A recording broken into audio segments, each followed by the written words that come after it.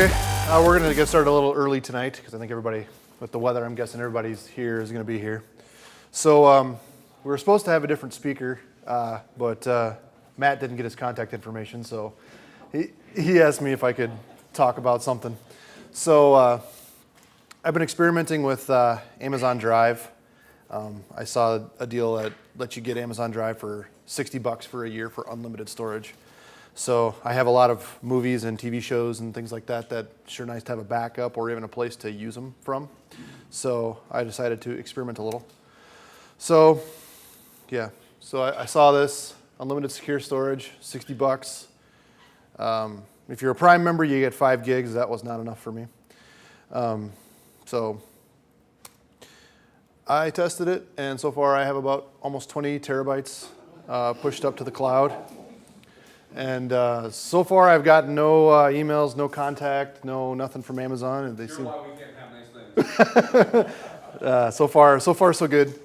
And then I saw it. I saw an ad the other day that said, I use Plex at home, and I saw an ad the other day that said you can connect your Plex with Amazon. I was like, oh, that is sweet. So then I could not have to have. Right now I have like a I don't think it's like a 32 terabyte storage array full of my movies and TV shows and such. So I thought, oh, that is sweet. I can stop running all of that and just run Plex. So it's probably too good to be true. So let's check a few things. First thing was security. When you copy your files to the cloud, who owns your files and who has access to your files? Well, right here you can see that Amazon does, and your files aren't encrypted. They can see everything that you put into the cloud. That's a little bit of a problem because, it might look like some of my movies are pirated, but they're not. And so I didn't feel like having Amazon have access to my files was a good thing. So I thought I maybe had a solution. So I found this software that allows you to what's called mount. It looks like if you're a Windows user, it looks like your C drive or your D drive. It lets you mount your Amazon Cloud drive to your computer, and it looks like local storage. You can copy files to it. Sweet. Problem was, it was still unencrypted. So I found this, encfs. So it allows you to take any fuse or other hard disk that's mounted to your machine and encrypt it. Awesome. Was it easy? I would say yes. 2 commands, and my Plex. I was able to mount my storage drive, and it was all encrypted in the cloud. Unfortunately, the talk's not over because there was a problem. I couldn't copy any files over 2 gigs. So a lot of movies are 5, 10 gigs. That was a problem for me. But I found a solution. There's a software called rclone. rclone is much like rsync, but it works specifically with Amazon, Dropbox, Microsoft OneDrive, and a whole lot more. It also supports encryption, and if you're using Mac or Linux, it supports mounting it as a disk on your computer. Configuring was really simple. There's a command line configuration utility. You type rclone config. You run it through to set up your Amazon drive, then you run it again, and you select crypt. I use 128-bit encryption, which rclone says is basically impossible to crack. It's AES encryption. So how did I copy? It was pretty easy. I rcloned, synced my TV directory and my movie directory, and it ended up in the cloud. So are they really encrypted? You can see from here, it's kind of hard to see but you can see the videos, and then they're just these random file names. They mean absolutely nothing to anybody. So when I use my password protected drive, you can see that magically all the file names appear correct. Everything is perfect. So now I wanted to have the drive actually be on my computer. So how did that work? That was pretty easy. You simply run this rclone mount utility, and it actually connects it right to your computer. You can use it just like any local storage. What do the files look like to Amazon? That is what they look like. They're completely bogus. So this is exactly the same as what you see in this, except they're encrypted and Amazon can't see them. And then I'll just show you once how it works. I think I can just look at my history here.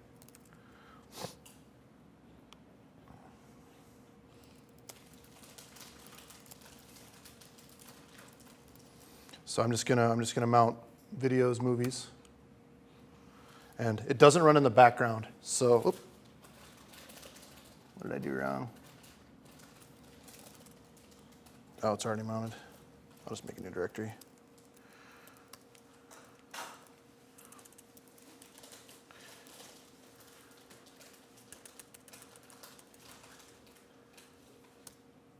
Okay. So there's my movies. This is reading directly from Amazon Cloud. So I'll go into, I don't know any good movies.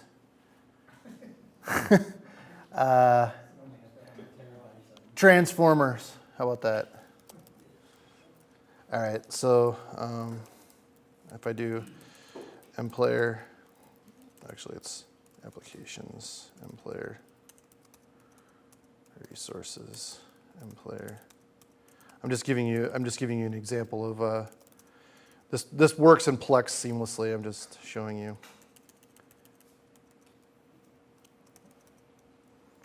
mPlayer minus cache 8192.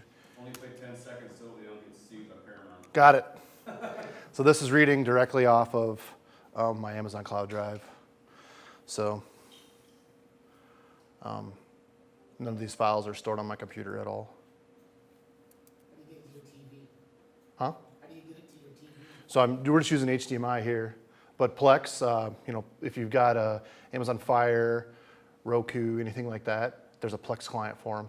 So a lot of TVs have Plex clients built into them too. So are you mounting the drive locally using this ARC phone and then using Plex to search that? Yeah. So then you connect Plex to, you tell your Plex server that this is where my movies are, and so none of the movies are stored locally. Where this works great is if you wanted to run like if you wanted to give lots of people access to your Plex server and you don't have a lot of bandwidth at home, you could go out and get a virtual private server and just connect it to your Plex, and then literally you are running movies in the cloud. With like a little bit of storage. With, yeah, just enough to run Plex. Right. Plex is subscription service? So Plex is not a subscription service. Well, they do have a subscription model. If you want like the latest releases, things like that, you can pay for it. They do a one-time fee, and then right here, Plex Cloud. That's exactly what I was talking about. So you can pay, otherwise you can just use it for free. And a lot of stuff. Let's see. You can see like a lot of devices already support it, and then the media server itself. Let's see if I can do other. Here we go. Yeah, you can see like a lot of NAS and stuff already have it built in, but Plex server runs on Windows, Mac, Linux, and FreeBSD, and it's free. I mean, you don't need to have a subscription service. And, I can watch my movies from anywhere too.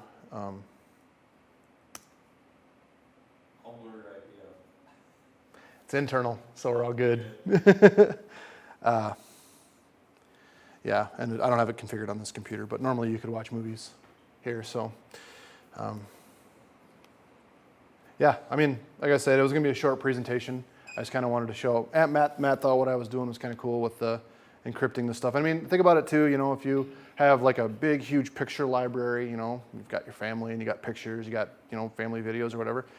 Shoot it up to Amazon Cloud, but you really don't want to give Amazon access to all that stuff either. I mean, because you don't know their hackability factor or whatever. So maybe encrypting is the right way to go. How do you think that this route for security encryption would bear up to once maybe some like the crypto storage things, like maybe Bitcoin or Cyclone coming to fruition here in the next 2 years? So I'm not familiar with those exact services. The thing that's different about this versus them is Probably not much, actually. Probably not much. I mean, the encryption happens on your machine with your passwords. So really, I mean, I think it would all come down to cost. I'm guessing that those services will probably be more expensive just because they offer the crypto, you know, out of the box. I think it's the way that, as I understand they work, is you pay the people. It's stored on multiple services. Yeah, and yeah. You pay those people directly for that Mhm. service. I'm not sure exactly what the cost is, but they have It's sort of like a It's torrent type environment, right? Yeah, it kind of works like a blockchain. Right. Like, so, yep, sure.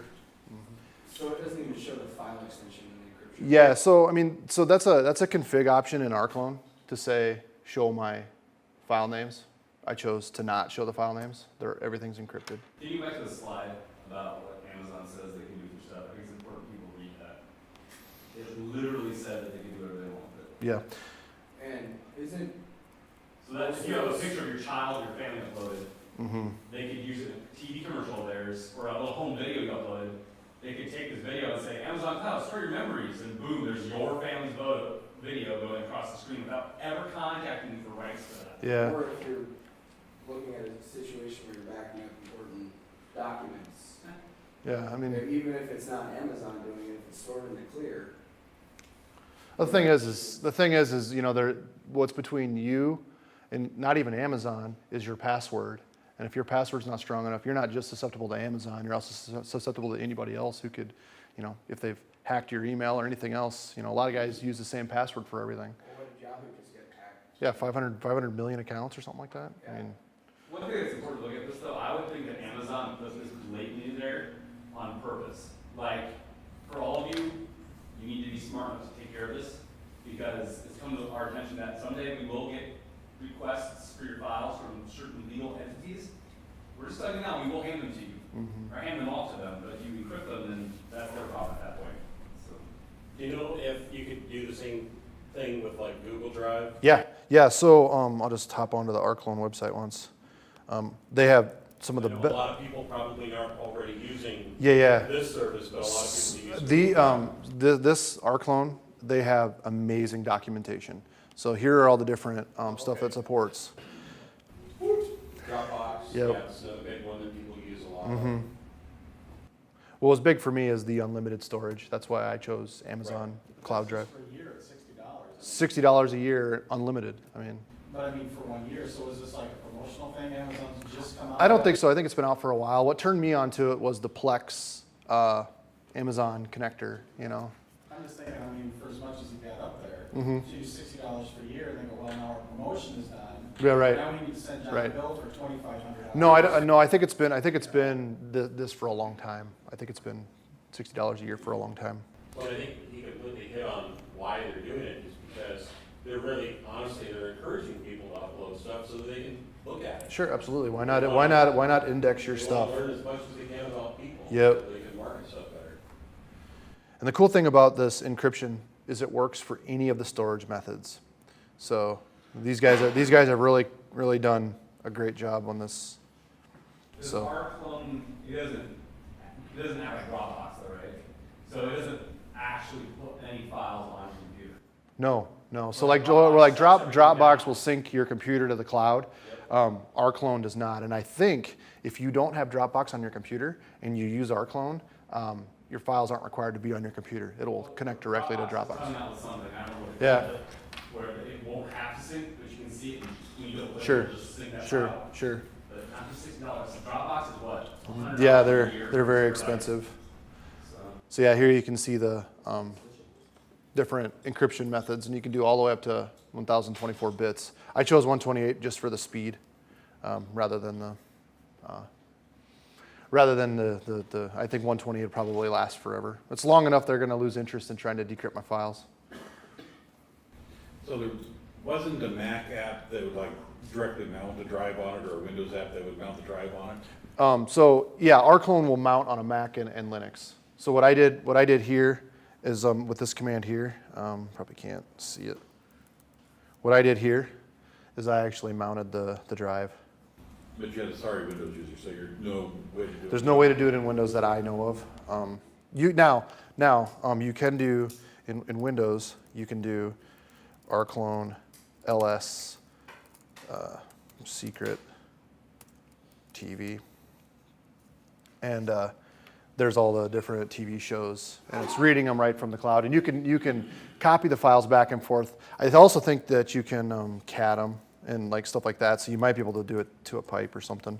But anyways, yes. I'm kind of thinking like my server backups. Right.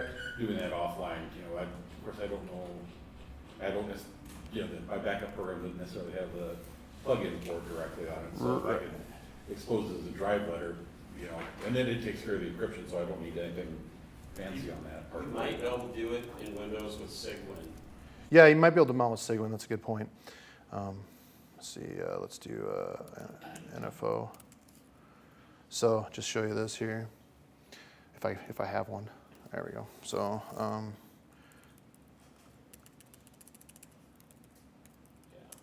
think it does. It does.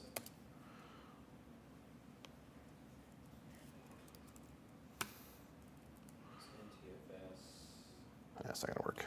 I haven't never tried cat yet, so apparently can do it, but I just don't know how. So, yeah. So where do your files go when you stop paying the $60 a year? I'm assuming they get deleted. I don't know. I didn't. Honestly, I didn't look at the termination clause because I figure, what is Amazon gonna do with a whole bunch of encrypted files? Show you something in Slash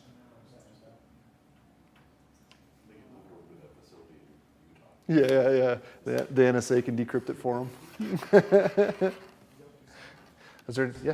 So when you set up the encryption key and you're doing it as 128-bit, are you actually putting in 128 character string? It generates. Put in a passphrase? Yeah. So I put in a passphrase and then it converts it to two different secrets. Okay.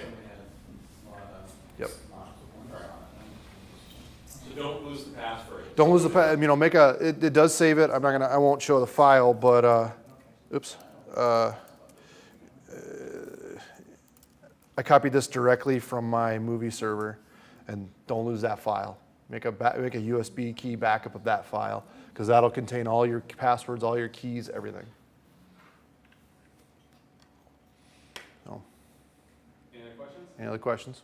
So once you have the rclone drive set up on your computer, when you put stuff in it, does it automatically encrypt it, or do you have to go back and like run it? So when you do a sync, so say for example I wanted to sync this directory, I'd say rclone sync dot secret colon, and then I don't have it copied in my bin folder on here. Sync dot secret colon. And so right now it's syncing that folder, and it looks for file. It looks to see if those files have been copied up there before, if they're different, newer, whatever, and it will just like an rsync does. It keeps track.